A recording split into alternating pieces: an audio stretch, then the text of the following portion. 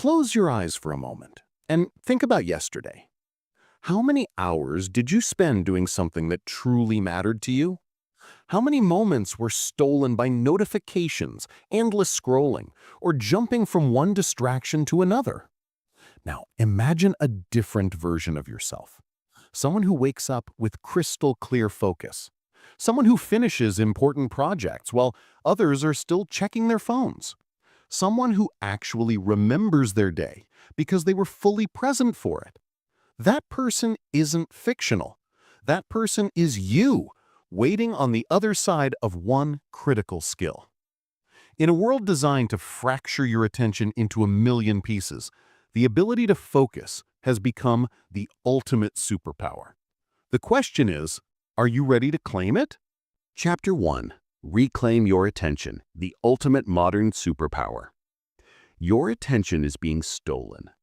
Right now, at this very moment, there's a silent war being fought for control of your mind. And here's the uncomfortable truth. You're losing.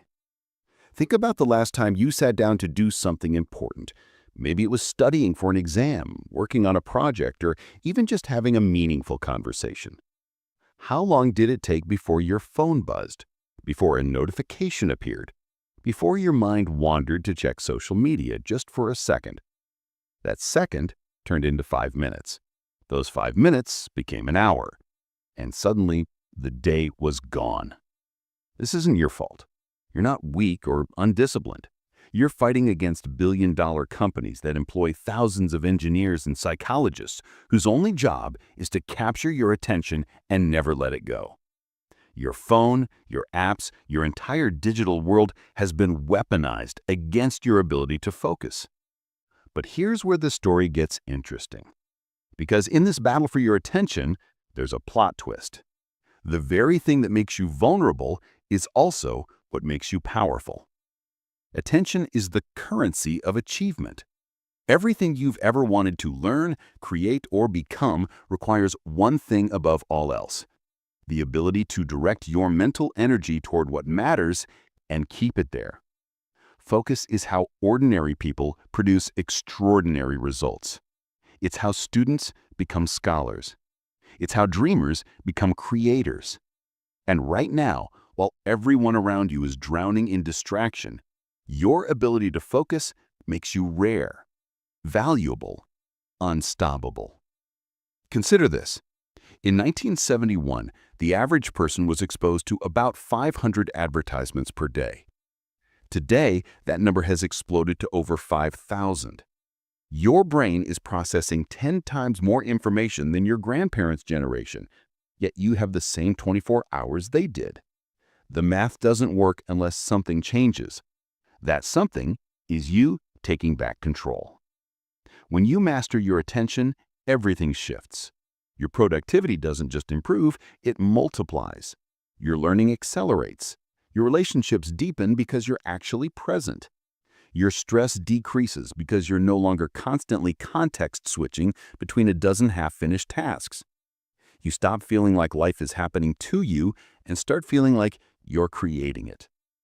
The greatest mind throughout history understood this. Einstein didn't discover relativity by checking his notifications every 3 minutes. Marie Curie didn't win 2 Nobel Prizes by scrolling through feeds. They achieved the impossible by doing something very simple. They protected their attention like it was their most valuable possession, because it was. And it still is. Your attention determines what you notice, what you learn, what you remember, and ultimately, who you become. Where your attention goes, your life follows. This isn't motivation. This is neuroscience. Your brain literally rewires itself based on what you consistently focus on. Choose distraction, and you build a distracted mind. Choose focus, and you build a focused life. The beautiful part is, you get to choose. Every moment is a new opportunity to decide where your attention goes. This audiobook is your guide to making that choice deliberately, powerfully, and permanently. You're about to learn how your attention really works, why it's under attack, and most importantly, how to defend it and deploy it toward the life you actually want to create. The journey starts now. The superpower is waiting, and by the time we're finished, you won't just understand focus, you'll master it. If this resonates with you, show your support by hitting that like button. Chapter 2. The Science of Daily Growth. How to improve yourself every day. There's a secret that separates people who transform their lives from people who stay stuck. It's not talent. It's not luck. It's not even hard work in the traditional sense. It's understanding one simple truth. You don't need to change your entire life in one day. You just need to change today. Your brain is a remarkable machine, constantly rewiring itself based on what you do repeatedly. Scientists call this neuroplasticity. Think of it as your brain's superpower, the ability to reshape itself, create new pathways, and literally evolve based on your daily actions. Every single day, you're either building the person you want to become or reinforcing the person you've always been. Here's where it gets fascinating. Your brain doesn't distinguish between big changes and small ones when it comes to forming new connections. Whether you read for 5 minutes or 5 hours, your brain registers the pattern. Whether you exercise for 10 minutes or 60, your body recognizes the habit. The size of the action matters less than the consistency of it. This is why New Year's resolutions fail 90% of the time. People try to become completely different overnight. They want to go from never reading to reading 2 hours daily, from no exercise to intense gym sessions 6 days a week, from junk food to perfect nutrition. The gap between who they are and who they're trying to become is so massive that their brain rebels against it. But daily growth works differently. It's subtle, almost invisible, and that's exactly why it's so powerful. Imagine you improved by just 1% every single day, just one tiny percent. Most people would laugh at that number. 1% feels insignificant. You wouldn't even notice the difference day to day. But here's the math that changes everything.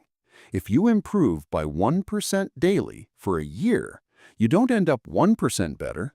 You end up 37 times better than when you started. 37 times. That's not motivation. That's compound interest applied to your life. Small improvements stack on top of each other, creating momentum that becomes unstoppable. This is how ordinary people achieve extraordinary things, not through dramatic transformations, but through daily dedication to getting slightly better. Let's make this practical. What does daily growth actually look like? It's reading 10 pages instead of scrolling for 10 minutes. It's learning one new concept instead of consuming mindless content. It's asking one thoughtful question instead of accepting everything at face value. It's reflecting on one lesson from your day instead of rushing into tomorrow without learning from today. The beauty of this approach is that it removes pressure. You're not trying to be perfect. You're just trying to be better than yesterday. Some days that improvement is massive. Other days it's microscopic. Both count, both matter, both compound over time. Your brain loves patterns and predictability. When you commit to daily growth, you're creating a pattern your brain can latch onto. At first, it requires conscious effort. You have to remind yourself. You have to push yourself. But after a few weeks, something magical happens. The behavior starts feeling natural. Your brain automates it. What once required willpower now requires almost none. This is how you build a learning lifestyle instead of just having learning goals. Goals have finish lines. Lifestyles are permanent. When daily growth becomes your lifestyle, you stop needing external motivation because the process itself becomes rewarding. Your brain starts craving that daily dose of progress. Think about the compound effect over months and years. Someone who learns something new every day for a year has 365 new pieces of knowledge, insight, or skill. Someone who reflects on their lessons daily for a year has 365 opportunities to grow wiser. These advantages multiply.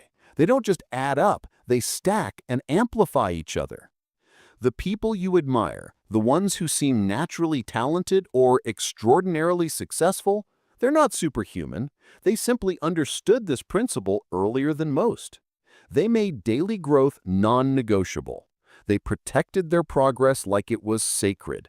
And over time, their small daily efforts created results that look like overnight success to everyone else. You have the same opportunity right now. Today can be day one, or it can be one day. The choice is always yours. But understand this: every day you delay is a day of compound growth you're giving up. The best time to start was yesterday. The second best time is right now, this moment, with whatever small step you can take today. Your future self is built by your daily self. Who are you building? Chapter 3. Small daily lessons, massive life shifts. There's a moment that happens in every person's transformation journey. It's quiet, easy to miss, but it changes everything. It's the moment you realize that the small things you've been doing daily aren't small anymore.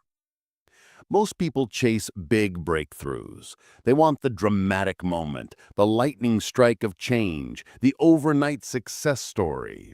They look for the one big idea, the one perfect strategy, the one life-altering event that will finally make everything click. And while they're searching for that magical moment, they miss the real magic happening right in front of them. The real magic is in the mundane. Think about how water shapes stone. A single drop of water hitting a rock does nothing. You could watch it happen and see zero change. But that same drop, falling in the same spot, day after day, year after year, eventually carves through solid stone. The drop didn't get bigger. The strategy didn't change. The only thing that mattered was consistency over time. Your life works exactly the same way. Every small lesson you learn, every tiny habit you build, every marginal improvement you make, these are your drops of water. Individually, they seem insignificant, but collectively, over time, they reshape your entire reality. Let's talk about what a small daily lesson actually means. It's not complicated. It's reading one insightful paragraph and actually thinking about it. It's watching one educational video and applying one idea from it. It's having one meaningful conversation that challenges your perspective. It's making one mistake and extracting one lesson instead of just feeling bad about it. These micro lessons seem too simple to matter. That's why most people dismiss them. They want the university degree, the certification, the formal training. And sure, those have value, but here's what nobody tells you. The person who learns something small every single day for 5 years will surpass the person who did intense learning for 6 months and then stopped. Consistency beats intensity every single time. There's a concept in physics called critical mass. It's the point where small, seemingly unrelated changes suddenly cascade into a massive transformation. Think about heating water. From 0 to 99 degrees, water is still water. You can see it getting warmer, but nothing fundamentally has changed. Then you add one more degree, just one, and suddenly everything transforms. The water becomes steam. Same substance, completely different state. Your life has critical mass moments too. You're learning, growing, and improving daily, and it might feel like nothing is really changing. You're still in the same job, still facing the same challenges, still dealing with the same limitations. It's easy to think your daily lessons aren't working, but they are. They're accumulating beneath the surface, building pressure, creating the conditions for transformation. And then one day, seemingly out of nowhere, everything shifts. Opportunities appear. Solutions become obvious. Your perspective fundamentally changes. People start noticing something different about you. That's not luck. That's compound learning reaching critical mass. Consider the person who learns one new word every day. After a year, they've added 365 words to their vocabulary. That's significant, but it's still just vocabulary. But here's the deeper effect. Those words change how they think. Each word represents a new concept, a new way to describe reality, a new tool for understanding complexity. Their thinking becomes more nuanced. Their communication becomes more precise. Their ability to understand difficult ideas improves. One simple habit, learning a single word daily, fundamentally upgrades how their mind works. This pattern repeats across every area of life. The person who does 10 minutes of exercise daily doesn't just get slightly more fit. They build discipline. They prove to themselves they can commit. They create momentum that eventually makes harder workouts feel natural. The person who writes one paragraph daily doesn't just improve their writing, they clarify their thinking. They process their experiences. They develop a practice of self-expression that transforms how they understand themselves. Small daily lessons create massive life shifts because they change your identity. You're not just learning new information, you're becoming a different kind of person. A person who learns, a person who grows, a person who doesn't accept stagnation as inevitable. And here's the best part. Small daily lessons are sustainable. You won't burn out learning one thing per day. You won't feel overwhelmed reading 10 pages daily. You won't resent a practice that takes 15 minutes. The sustainability is what makes it powerful. You can maintain this forever, which means you can grow forever. Most people overestimate what they can do in a day and underestimate what they can do in a year. They try to cram massive change into short time frames, fail, and give up. Meanwhile, the person making small daily progress barely seems to be moving. But check back in 6 months, a year, 5 years. The gap between them becomes a canyon. Your small daily lessons are not too small. They're exactly the right size. They're small enough to be doable and consistent enough to be transformative. Trust the process. Trust the compound effect. Trust that every drop of water matters. The stone is already changing. You just can't see it yet. Chapter 4: The Power of Self-Education in a Distracted World. We live in the most incredible paradox in human history. You have more access to knowledge than every generation before you combined. Every book ever written, every lecture ever recorded, every skill ever taught, all available instantly, often for free, right in your pocket. You could learn anything, become anyone, master any subject. The barriers that once stopped people from learning have completely vanished. And yet, we're more distracted, more scattered, and more intellectually stagnant than ever before. The same device that gives you access to the entire library of human knowledge also gives you access to infinite entertainment, endless social media, and perfectly engineered distractions designed to keep you numb and scrolling. The opportunity is unprecedented, but so is the competition for your attention. This is where self-education becomes not just valuable, but essential. And not the kind of self-education that's about collecting certificates or adding lines to your resume. The real kind, the kind that fundamentally changes how you think, what you're capable of, and who you become. Self-education is the ultimate act of rebellion in a distracted world.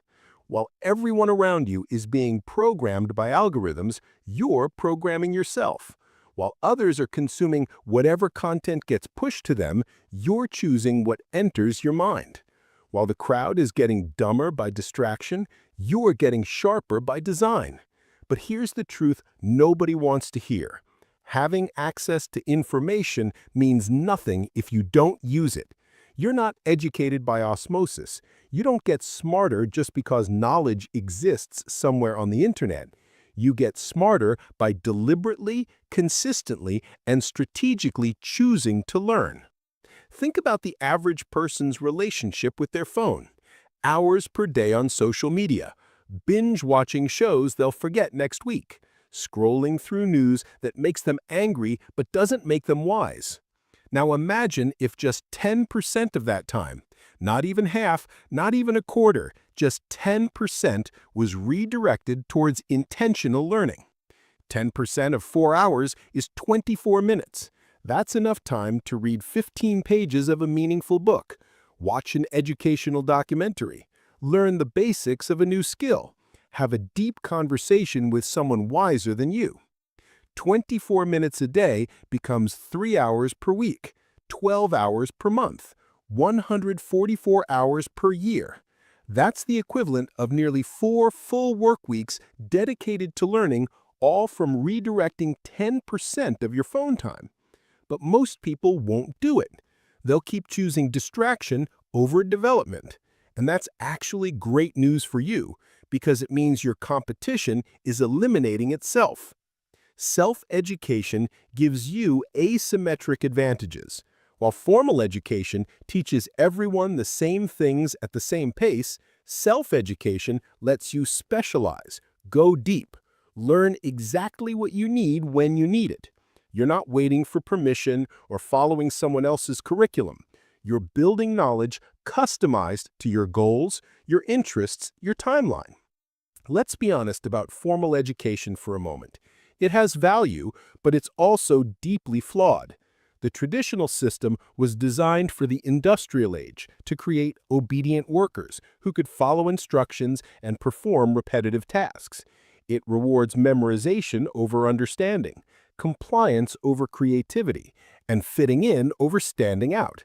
It teaches you what to think, rarely how to think. Self-education is different. It's about learning how to learn, developing curiosity as a superpower, building the ability to teach yourself anything, which means you're never limited by what you were taught. When you become a self-educator, you become unstoppable because you're no longer dependent on institutions, teachers, or gatekeepers to grow. The skills that will matter most in your future don't exist in any formal curriculum yet. Technology is evolving too fast. Industries are transforming too quickly. By the time a university creates a program for an emerging field, that field has already evolved. The only way to keep up is to take responsibility for your own education. This doesn't mean formal education is worthless. It means it's incomplete. The degree gets you in the room. Self-education determines what you do once you're there. The person who combines formal credentials with aggressive self-education becomes genuinely rare and valuable. Here's how to think about self-education practically.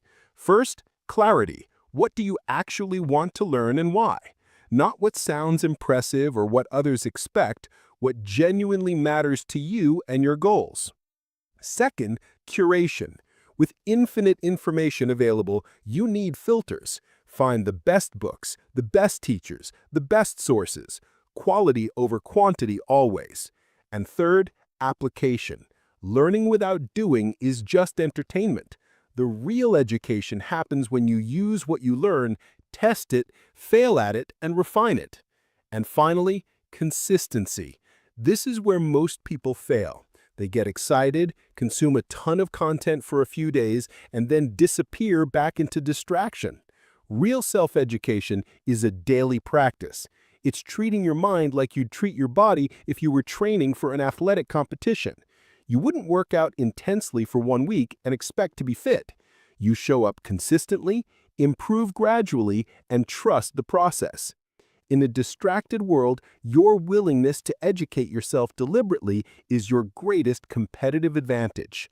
While others are being shaped by whoever shouts the loudest, you're being shaped by whoever teaches the wisest. While others are trapped in echo chambers, you're expanding your perspective. While others are consumers, you are becoming a creator. The power is literally in your hands. The question is, what will you do with it? Inspired to take control of your learning? Chapter 5. Discipline turns curiosity into power. Curiosity is a spark. Discipline is the engine. And most people die with their sparks intact, but their engines never built. Think about how many times you've been curious about something. Maybe you wondered how to start a business, or wanted to learn a new language, or felt drawn to understand psychology, coding, fitness, or music. That initial curiosity felt exciting, full of possibility. You imagined the person you could become if you actually pursued it. And then what happened? Life got busy. The initial excitement faded. The path looked longer and harder than you expected. You told yourself you'd get to it later, when things calmed down, when you had more time, when conditions were perfect. Curiosity became just another passing thought, another what if that never became what is. This is the tragedy of undisciplined curiosity. It teases you with potential, but delivers nothing. It fills your head with dreams, but leaves your life unchanged. It makes you feel like you're interested in growth while actually keeping you comfortable in stagnation. Discipline changes everything. Discipline is what transforms "I'm interested in that" into "I'm skilled at that." It's the bridge between wanting and having, between dreaming and doing, between potential and reality. But let's clear up a massive misconception right now. Discipline is not about being hard on yourself. It's not about punishment or suffering or forcing yourself to do things you hate. That's not discipline. That's self-abuse wearing discipline's mask. Real discipline is about loving your future self more than you love your current comfort. It's about making choices today that your tomorrow self will thank you for. It's short-term sacrifice for long-term freedom. It's actually the deepest form of self-love because you're refusing to trade your potential for temporary pleasure. Think about it like this. Every day you face a choice. You can do what's easy and comfortable now, or you can do what's challenging but valuable now. The easy path feels better immediately, but costs you over time. The challenging path feels harder immediately, but pays you over time. Discipline is simply choosing the second option consistently enough that it becomes who you are. Here's where curiosity and discipline create magic together. Curiosity shows you what's possible. It opens doors. It reveals new worlds. But curiosity without discipline is just window shopping. You look, you admire, you imagine, but you never actually enter and claim what's inside. Discipline is what makes you walk through the door and stay in the room long enough to receive what curiosity showed you. Let's talk about how this plays out practically. You get curious about getting in shape. Great. That curiosity might get you to the gym once or twice. You feel motivated, you feel inspired. But when that initial excitement wears off, and it will, what happens? If you only have curiosity, you stop. The gym becomes just another place you used to go. But if you've built discipline, you keep showing up, even when you don't feel like it, even when it's raining, even when you're tired. Discipline says, we committed to this. We're doing it regardless of how we feel. This is where most people misunderstand discipline. They think it means you'll eventually love the process. That's not always true. Sometimes discipline means doing things you don't enjoy because you love the results more than you hate the process. The disciplined person doesn't always want to work out. They just refuse to negotiate with the part of themselves that wants to quit. But here's something beautiful that happens over time. When you practice discipline consistently, your relationship with discomfort changes. Things that once felt impossible start feeling manageable. What used to require massive willpower starts requiring barely any. This isn't because the tasks got easier. It's because you got stronger. Your discipline muscle grew. And yes, discipline is literally a muscle. The more you use it, the stronger it gets. The less you use it, the weaker it becomes. Every time you choose discipline over distraction, you're doing a rep. Every time you follow through on a commitment to yourself, you're building strength. And just like physical muscles, this strength transfers. When you build discipline in one area, it becomes easier to be disciplined in other areas. The person who builds discipline in their fitness doesn't just get fit. They prove to themselves they're capable of commitment. That proof spills over into their work, their relationships, their learning. Suddenly, they're the kind of person who finishes what they start, who does what they say, who turns plans into reality. This is how discipline turns curiosity into power. Curiosity gives you the vision. Discipline gives you the vehicle. Together, they take you anywhere you want to go. Think about the most powerful version of yourself, the one living the life you actually want. That person has the same 24 hours you have, the same access to information, the same fundamental capabilities. The only difference is discipline. They chose it. They practiced it. They became it. You can become it too. Not someday, today. Right now, with the very next choice you make. Will you honor your curiosity with discipline, or will you let it fade into another forgotten interest? Will you be someone who wonders what could have been, or someone who knows what they achieved? Your curiosity showed you the door. Discipline is what walks you through it. The question is, are you ready to walk? Chapter 6. Knowledge means nothing until you use it. Here's an uncomfortable truth. You already know enough to change your life, right now. With what you already understand, you could be healthier, wealthier, happier, and more successful. The information exists in your head. The knowledge is there. But your life hasn't changed because knowing and doing are two completely different things. We live in a world obsessed with collecting knowledge. People binge podcasts, read dozens of books, watch countless videos, attend seminars, take courses. They accumulate information like some people collect stamps, and they feel productive doing it. They feel like they're growing because they're learning. But they're not growing. They're just becoming educated consumers instead of uneducated ones.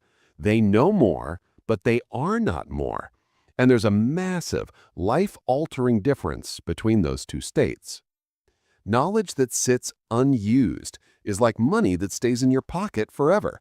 Technically, you have it, but it's not doing anything for you. It's not working, not multiplying, not creating value. It's just there, inert and useless, making you feel wealthy without actually making you wealthier.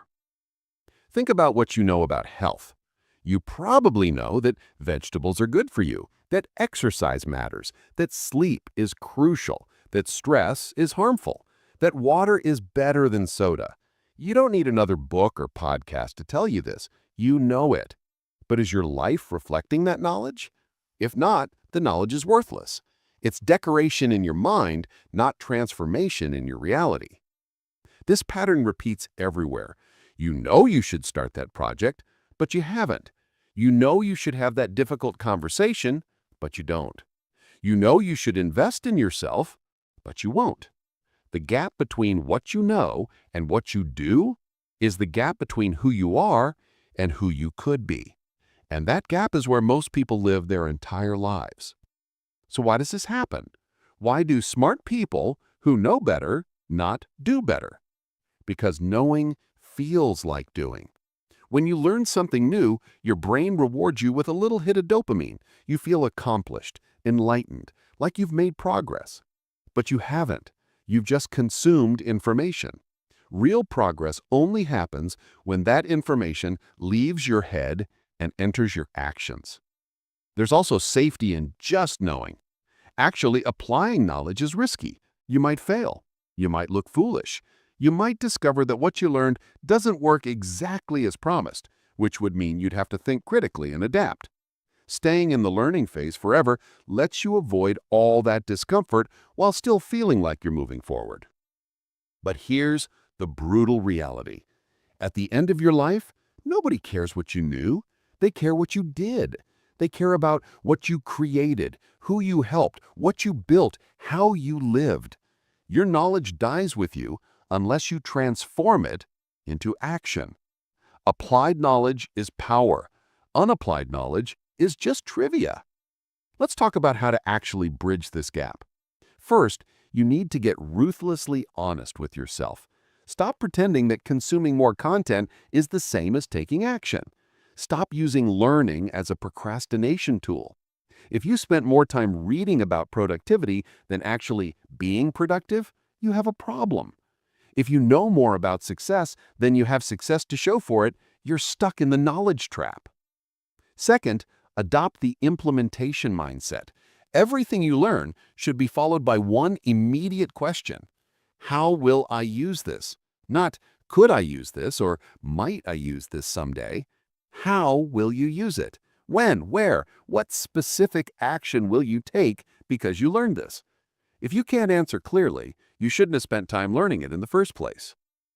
Third, start measuring yourself by actions, not information. Don't count how many books you've read. Count how many lessons from those books you've implemented. Don't track how many courses you've taken. Track how many skills from those courses you've actually applied. Results are the only scorecard that matters.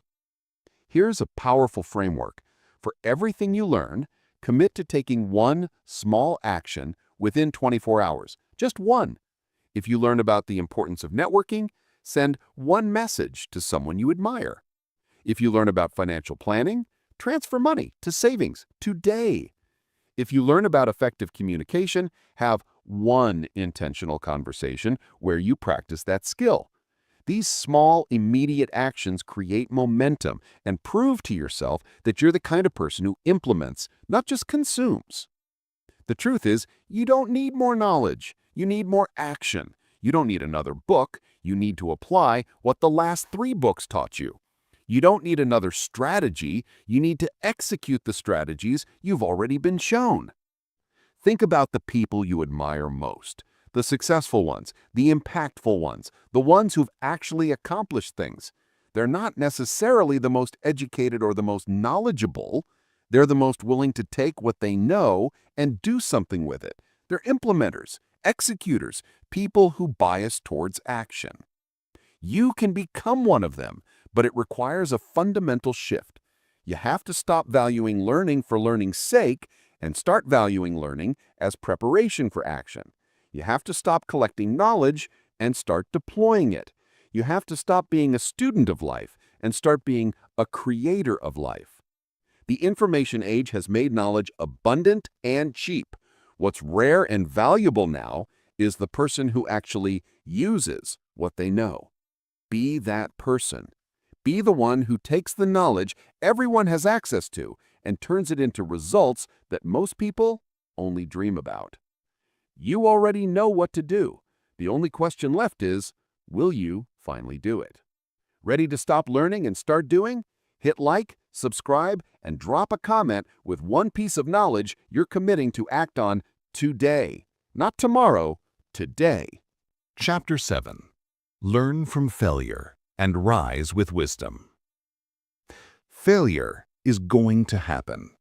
Not maybe, not possibly, definitely. You will fail multiple times, in ways you expect and in ways you never saw coming. This is not pessimism, this is reality. And the sooner you accept it, the sooner you can start using it. Because here's the secret that separates people who succeed from people who don't. Successful people fail just as much as everyone else. They're not luckier or more talented or immune to mistakes. They just have a completely different relationship with failure. Where most people see failure as proof they should quit, successful people see it as information they can use. Think about a child learning to walk. They fall constantly, dozens of times a day. Sometimes it hurts. But do they interpret those falls as evidence they're not meant to walk? Do they give up and decide crawling is their destiny? Of course not. They get up, adjust, try again. They fail their way to success without even knowing that's what they're doing. Somewhere between childhood and adulthood, we forget this. We start attaching massive emotional weight to failure. We make it mean something about our worth, our intelligence, our potential. We let one failure become a story about who we are instead of just information about what didn't work. And that story paralyzes us. But failure is just feedback, nothing more, nothing less. It's the universe's way of saying, not that way, try this way. It's a teacher that shows you exactly what needs to change. And unlike most teachers, failure is brutally honest. It doesn't coddle you or protect your feelings. It shows you the truth, even when the truth is uncomfortable. The problem is truth hurts.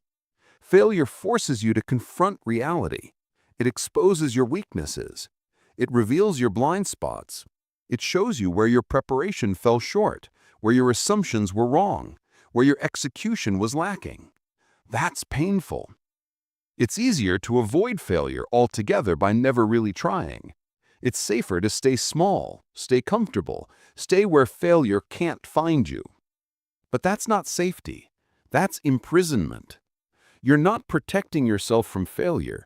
You're protecting yourself from growth, because failure is the tuition you pay for wisdom. It's the price of admission to excellence. Show me someone who's never failed, and I'll show you someone who's never pushed themselves beyond what they already know they can do. Let's talk about what it means to actually learn from failure instead of just being hurt by it. First, you have to separate the event from your identity. You are not your failures. You are a person who experienced a failure. There's a massive difference. The failure is something that happened to you, not something you are. When you internalize this distinction, failure loses its power to define you. Second, you need to get curious instead of defensive. When something doesn't work, most people immediately look for external reasons: bad timing, bad luck, other people's mistakes. While sometimes those factors matter, that mindset robs you of power. When everything is someone else's fault, you can't improve because nothing is in your control. But when you get curious about your role in the failure, you gain power. You find the variables you can change. You discover the lessons you can extract. Ask yourself, what did I miss? What did I assume that wasn't true? What skills do I need to develop? What would I do differently next time? These questions transform failure into a dead end, into a doorway. Third, you have to fail fast and fail forward. The longer you avoid failure, the more painful it becomes when it finally happens. Small failures early in a process are gifts. They're cheap lessons. They course correct you before you've invested years in the wrong direction. Big failures late in a process are expensive. They cost time, money, confidence. So don't wait for perfection. Launch. Test. Try. Get the failure over with while the stakes are still low. Learn the lesson and move forward with new wisdom. Here's something nobody tells you about failure. It makes your eventual success more valuable. When you succeed without failing, you don't really understand why you succeeded. You can't replicate it. You can't teach it. You don't have confidence in it because you never tested it against adversity. But when you fail repeatedly and then finally succeed, you understand exactly what works and why. You've eliminated all the wrong paths. You've pressure tested your approach. Your success becomes robust because it was earned through wisdom, not luck. Think about some of history's greatest achievements. Edison failed thousands of times before creating a working light bulb. He didn't see those attempts as failures. He saw them as discovering thousands of ways that didn't work. His wisdom came from persistence through failure. J.K. Rowling's first Harry Potter book was rejected by 12 publishers. Each rejection could have convinced her to quit. Instead, each rejection refined her determination and prepared her for the massive success that followed. Your failures are preparing you too. For what? You don't always know yet, but they're building something in you that success alone never could.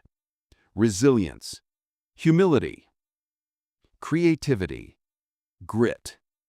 These qualities only develop under pressure, through adversity, by failing and choosing to continue anyway. The wisdom you gain from failure is the kind that actually sticks. Book knowledge is abstract. Failure knowledge is visceral. It's carved into you through experience. You don't just know it intellectually, you feel it. And that kind of wisdom changes how you make decisions, how you assess risk, how you approach challenges. It becomes part of who you are. So when you fail, and you will, don't waste it. Don't run from it or pretend it didn't happen. Don't let shame or embarrassment prevent you from extracting the lesson. Sit with it. Examine it. Thank it for the information. And then use that information to rise stronger, smarter, and more prepared than before. Failure is not the opposite of success. It's part of the path to success. The only real failure is giving up.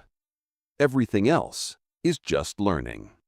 Chapter 8. Build a mind no one can manipulate. Your mind is under siege. Every single day, forces you don't see are trying to shape how you think, what you believe, what you buy, and who you become. And the terrifying part? Most of it works. Most people walk through life as passengers in their own minds, steered by algorithms, advertisers, influencers, and ideologies they never consciously chose. The question is, are you one of them? Building a mind that no one can manipulate isn't about becoming cynical or distrusting everything. It's about becoming sovereign. It's about reclaiming control over what enters your mind and how you process it. It's about thinking for yourself instead of letting others think for you. Let's start with a hard truth. Manipulation works because it's invisible. The best manipulation doesn't feel like manipulation at all. It feels like your own thoughts, your own choices, your own conclusions. You're convinced you came to these beliefs independently. But did you? Or were you carefully guided there by someone who understood your psychology better than you do? Consider how much of what you believe came from repetition rather than investigation. How many of your opinions are yours, and how many are just ideas you heard enough times that they started feeling true? How many of your fears were planted by media designed to keep you anxious? How many of your desires were engineered by marketing designed to make you feel incomplete? This isn't conspiracy theory. This is documented strategy. Billions of dollars are spent every year studying human psychology to find better ways to influence behavior. The algorithms that decide what you see are optimized not for your well-being, but for your engagement. The news you consume is designed not to inform you, but to trigger emotional reactions that keep you watching. The products marketed to you aren't solving problems, they're creating insecurities and then selling the solution. And it's working. Most people's inner voice isn't even their own anymore. It's an echo chamber of external influences they absorbed unconsciously. They think they're thinking, but they're really just replaying scripts written by others. Building an unmanipulable mind starts with awareness. You have to recognize that influence is constant and intentional. Every piece of content you consume has an agenda. Every advertisement, every news story, every social media post, every conversation with someone who wants to convince you of something. This doesn't mean that everyone is evil. It just means everyone has a perspective they're trying to share, and that perspective shapes you whether you realize it or not. Once you're aware, the next step is questioning, and not surface-level questioning, deep questioning. When you encounter a claim, an argument, or a belief, you need to ask, who benefits if I believe this? What evidence supports this? What evidence contradicts this? What am I not being told? What are the assumptions underlying this idea? Is this appealing to my logic or my emotions? Most manipulation targets emotions, not logic. Fear, anger, desire, insecurity. These emotions bypass your rational mind and trigger immediate reactions. The manipulator knows that if they can make you feel something intensely enough, you'll stop thinking clearly. You'll accept conclusions without questioning premises. You'll act without analyzing. Critical thinking is your defense mechanism. It's the skill of examining information objectively, separating fact from opinion, identifying logical fallacies, and reaching conclusions based on evidence rather than emotion. But here's the problem. Most people were never taught how to think critically. They were taught what to think, fill in the right answers, memorize the right facts, accept the right narratives. The system rewards compliance, not questioning. You have to teach yourself. Start by recognizing common manipulation tactics, ad hominem attacks, discrediting the person instead of addressing their argument, false dichotomies, presenting only two options when more exist, appeals to authority, claiming something is true because an expert said it so without examining the actual evidence, bandwagon effects, suggesting something is right because everyone believes it, emotional manipulation, using fear, outrage, or desire to override your rational analysis. Once you can spot these tactics, they lose their power. You start seeing manipulation everywhere, in politics, advertising, social media, even casual conversations. And instead of being unconsciously influenced, you become consciously aware of the attempt and can choose whether to accept it or reject it. But awareness and critical thinking aren't enough. You also need information diversity. One of the most effective manipulation strategies is controlling your information environment. If you only consume content from sources that share the same perspective, you're not thinking independently. You're being indoctrinated. Your beliefs aren't tested. Your assumptions aren't challenged. You live in an echo chamber that feels like truth, but is really just repetition. Deliberately expose yourself to perspectives you disagree with, not to adopt them, but to understand them. Read arguments from people who hold opposite views. Listen to experts who contradict each other. Engage with ideas that make you uncomfortable. This doesn't mean accepting everything you hear. It means testing your beliefs against opposing ones to see which actually stand up to scrutiny. The strongest beliefs are the ones that survive contact with their strongest opposition. If your ideas can't withstand challenge, they're not really your ideas. They're just dogma you've accepted without examination. Here's another crucial element: emotional regulation. Manipulation succeeds when you're reactive. When you're calm, centered, and in control of your emotional state, you can process information rationally. But when you're triggered, angry, afraid, defensive, you become easy to steer. You'll believe things that confirm your emotional state and reject things that threaten it, regardless of truth. Practice creating space between stimulus and response. When something triggers a strong emotional reaction, pause, breathe. Ask yourself why you're feeling this way. Is the emotion justified by facts, or is it being deliberately provoked? What would you think about this situation if you weren't emotional? This space is where your power lives. You also need to develop intellectual humility. This might sound contradictory. How can humility protect you from manipulation? Because manipulation often works by exploiting certainty.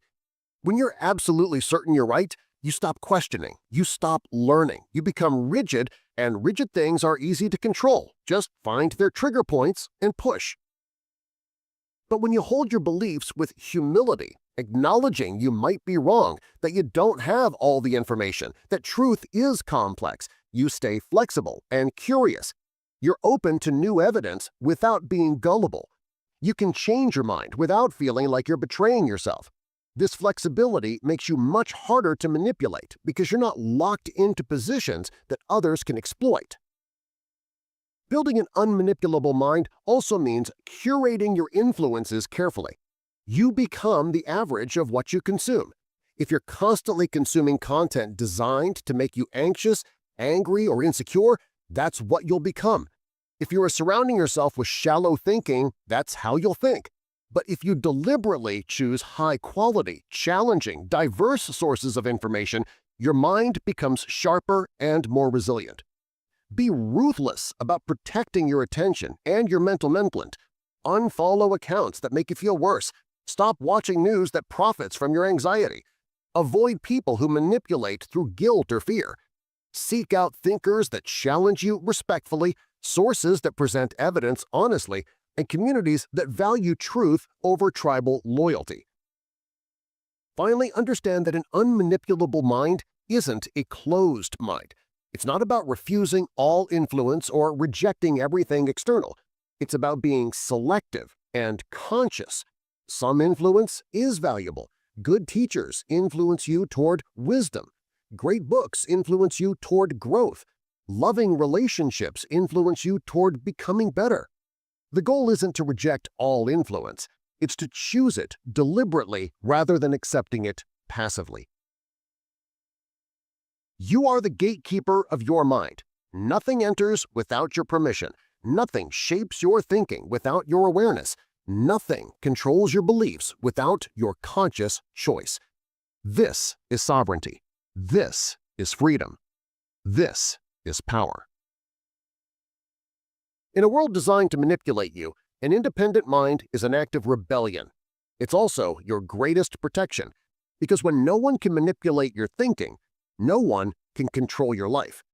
You become truly free, not just physically, but mentally and spiritually. The question isn't whether you'll be influenced. The question is whether you'll choose your influences or let them be chosen for you. Chapter 9. Study Success the way others study entertainment. Here's a question that will tell you everything about your future. What do you study? Not what you're required to study in school or work. What do you choose to study when nobody's watching? Where does your attention naturally flow when you have free time? What patterns do you analyze? What systems do you try to understand? For most people, the answer's uncomfortable. They study entertainment. They can tell you intricate details about fictional characters, but nothing about successful people in their field. They know every plot twist in their favorite show, but can't name 3 principles that would actually improve their life. They've spent hundreds of hours consuming content designed to distract them, and almost 0 hours studying content designed to elevate them. And they wonder why their life isn't changing. Success leaves clues. Everywhere. In biographies, in case studies, in interviews with people who've achieved what you want to achieve. The patterns are there, repeated across industries, disciplines, and generations. The strategies that work are documented. The mistakes that derail people are well known. The principles that create results are accessible to anyone willing to study them. But most people won't. They'll binge 8 hours of television and call 20 minutes of reading about success boring. They'll spend hours scrolling through social media and claim they don't have time to learn about business, psychology, or personal development. They'll memorize statistics about sports teams, but can't remember basic principles about wealth building or relationship dynamics. This is why success is rare. Not because it's complicated, because most people won't study it. Think about the level of attention people give to entertainment. They analyze every scene. They debate theories. They rewatch episodes to catch details they missed. They join communities to discuss it. They invest emotionally, mentally, and socially. Now imagine applying even half that energy to studying success, to understanding how top performers think, to analyzing why certain businesses thrive, to learning how effective people manage their time, their energy, their relationships. The results would be transformational, but it requires a fundamental shift in how you view your time and attention. Entertainment is designed to be effortless. It requires no energy from you. You just consume and feel something temporarily. Success study requires effort. It demands that you think, question, apply, and grow. It's harder. But hard things are what create actual value in your life. Easy things just pass the time. So what does it mean to study success practically? It starts with intentional consumption. Instead of passively consuming whatever algorithm feeds you, you actively seek out content from people who have what you want. If you want financial freedom, study wealthy people, not celebrities, people who built sustainable wealth. If you want better relationships, study people who have maintained healthy partnerships for decades. If you want career success, study people in your field who rose to the top. But don't just consume, analyze. When you read a biography or watch an interview, don't just enjoy the story, extract the patterns. What decisions led to breakthroughs? What habits appear repeatedly? What mistakes were made and how were they corrected? What principles guided their actions? What beliefs shaped their choices? Take notes, not because you'll forget, but because the act of writing forces deeper processing. When you articulate what you're learning, you understand it better. You make connections.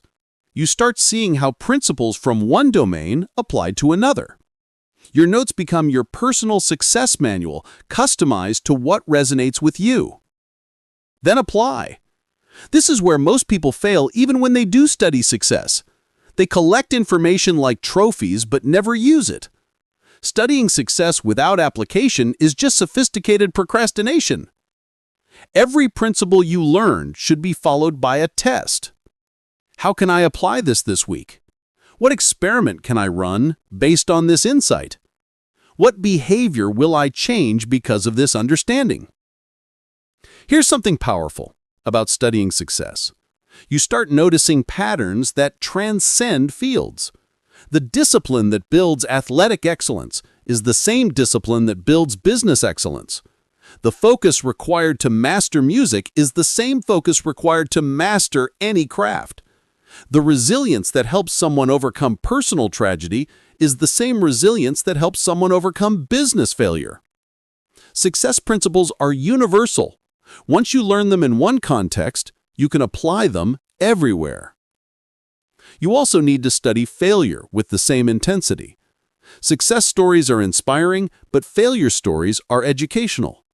They show you the warning signs, the red flags you should watch for, the mistakes that seem small but compound into disasters. When someone shares how they lost everything, pay attention. Those lessons are expensive wisdom you can get for free if you're willing to learn from others' pain instead of requiring your own. Create a success curriculum for yourself. Decide what areas matter most to your goals and systematically study those areas.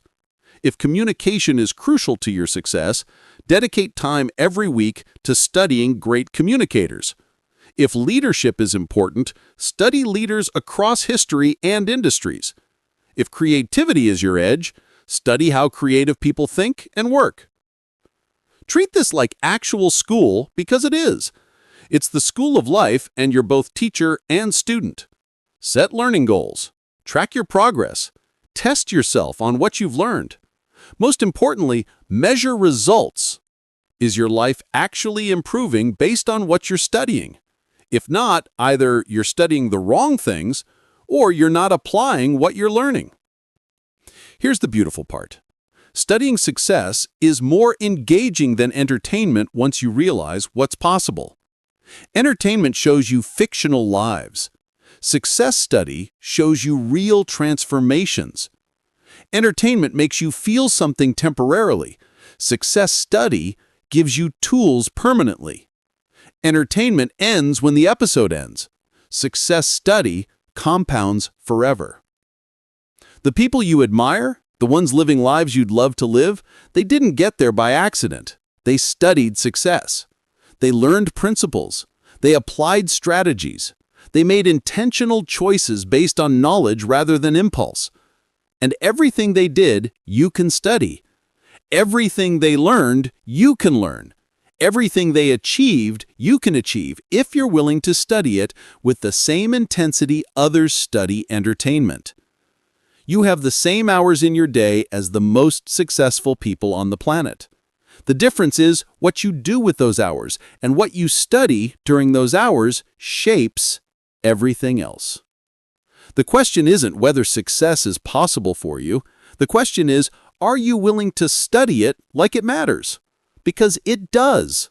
Your future self is being built right now by what you're learning today. What will you study? If you're ready to study success instead of just consuming entertainment, Chapter 10. Reflection. The bridge between knowledge and wisdom. You can learn everything and change nothing. You can read 100 books, attend every seminar, consume endless content, and still be exactly who you were when you started. This happens all the time. People become walking encyclopedias of information who never actually transform. They know what to do, but don't become who they need to be to do it. The missing piece is reflection, and it's the most underrated, underutilized, and misunderstood practice in personal development. Reflection is not just thinking about your day. It's not just journaling random thoughts or listing what happened. Real reflection is the deliberate process of extracting wisdom from experience. It's the bridge that takes raw knowledge and converts it into personal understanding. It's how lessons move from your head to your bones. Without reflection, life becomes a blur of experiences you move through but don't learn from. You repeat the same mistakes because you never stopped to understand why you made them. You miss opportunities because you didn't take time to recognize the patterns.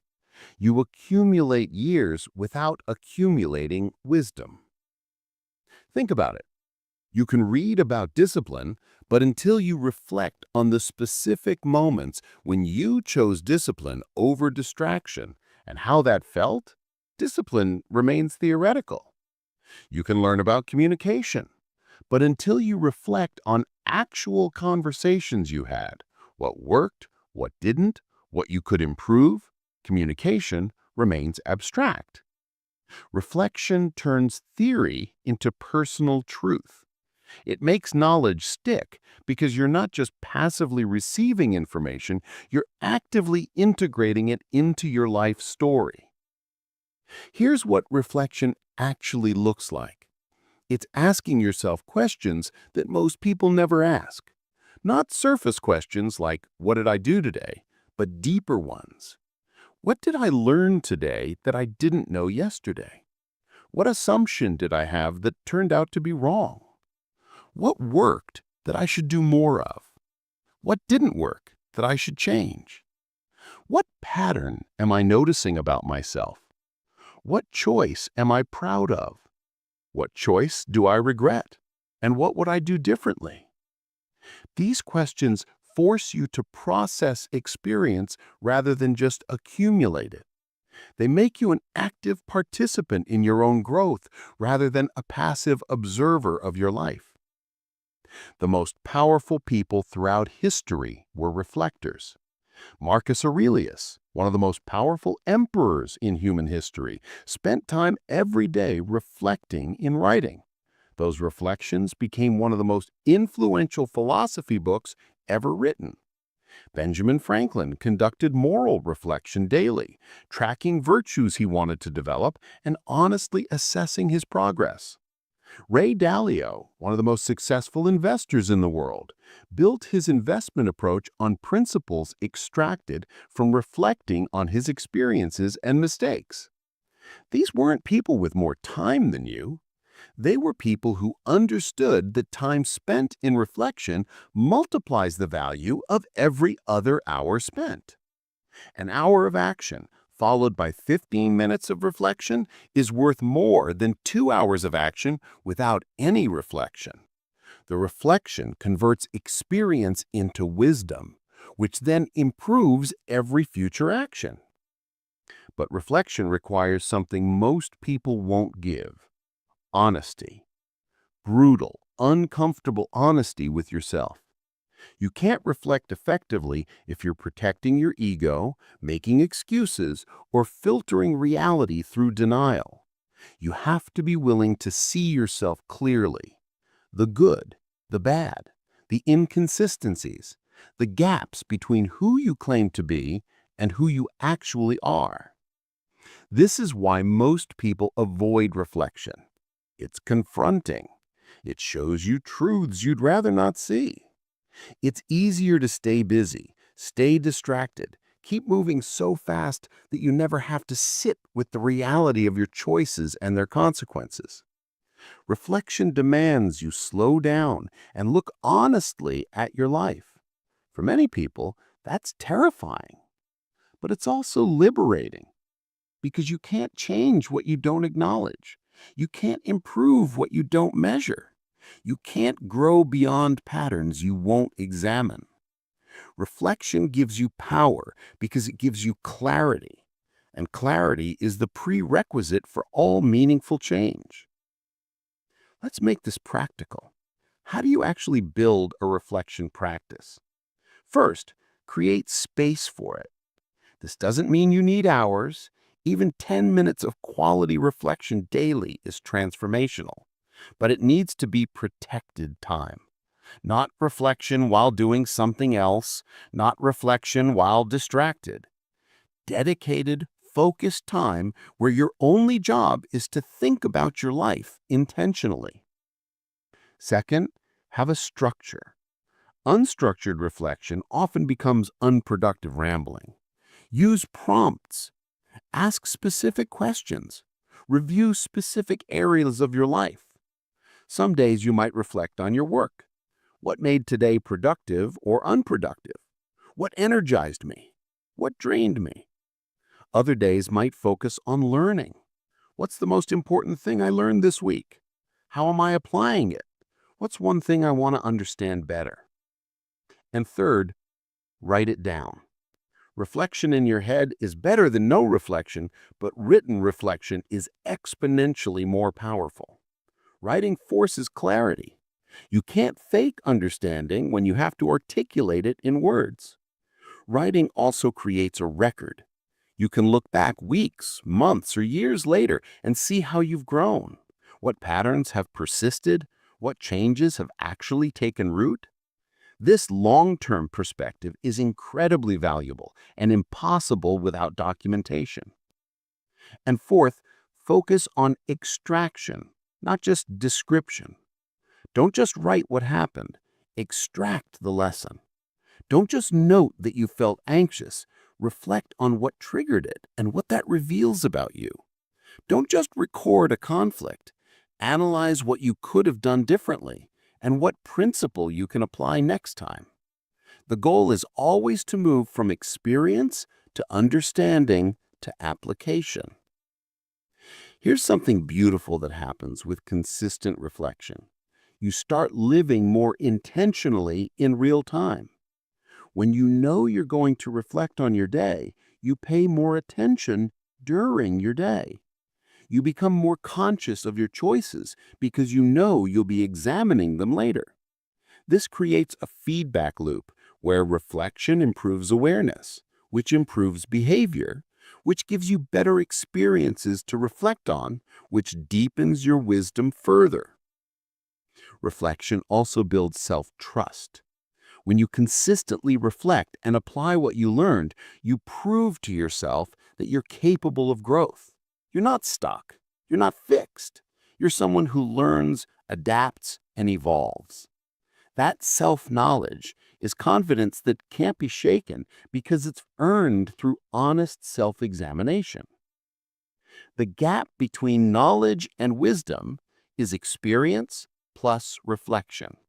You need both. Experience without reflection is just random events you survived but didn't learn from. Reflection without experience is just navel-gazing with nothing to actually reflect on. But experience filtered through reflection, that's wisdom. That's how you evolve from just collecting years to actually becoming wiser with them. Most people go through life on autopilot, reacting to whatever happens without ever pausing to extract meaning from it. They reach the end of their lives with decades of experience, but not much wisdom to show for it. Don't be most people. Take time to reflect. Be honest with yourself. Extract the lessons. Apply the wisdom. Let your experiences teach you. Let your mistakes refine you. Let your successes inform you. Use reflection as the tool it is, the bridge that takes everything you've learned and transforms you into everything you're capable of becoming. Because at the end of the day, wisdom is not what you know. It's who you become because of what you know. And you only become that person through the practice of reflection. Your journey of growth deserves to be examined, understood, and honored. That's what reflection does. It takes your life and makes it meaningful. It takes your experiences and makes them educational. It takes your knowledge and makes it wisdom. And wisdom is what changes everything.